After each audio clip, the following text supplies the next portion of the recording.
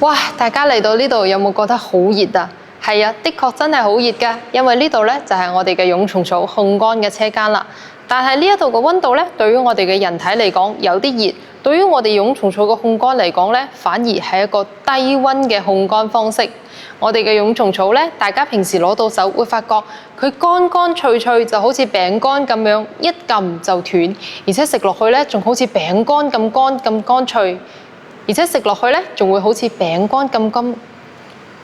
而且食落去咧，仲會好似餅乾咁乾脆，好好食。大家就會覺得啦，咁你哋嘅蛹蟲草係咪烤過㗎？我咁樣食落去會唔會熱氣㗎？其實當然唔會啦。我哋嘅蛹蟲草咧，用嘅係一個低溫循環風乾嘅模式，佢會帶走我哋嘅蛹蟲草入邊咧，將近92%嘅水分，令到我哋嘅蛹蟲草咧保持乾爽，一撳就斷。咁呢一個咧係為咗保證我哋嘅蛹蟲草大部分嘅營養物質，同時咧仲係為咗令我哋嘅蛹蟲草更加好保存。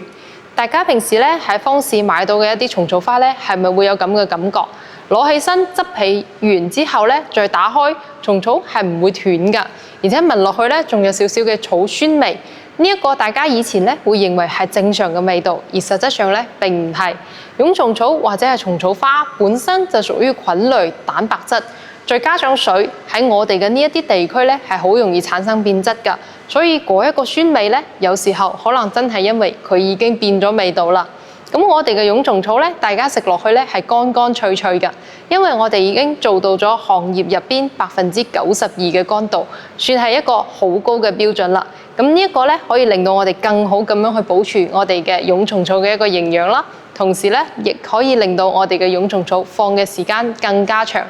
咁呢一個咧，我哋就會用到40到80度，我哋就會用到60度到80度嘅呢一個溫度。去風乾6到8小時，喺呢一個過程之中咧，我哋唔單止係烘乾，仲有除菌嘅處理，所以我哋嘅蛹蟲草攞到手之後咧，係可以直接擺落口去食，乾乾脆脆，而且用嘅係低溫循環風乾模式，都唔使擔心係煎過、烤過或者係炸過，唔會熱氣，而且咧更加好食。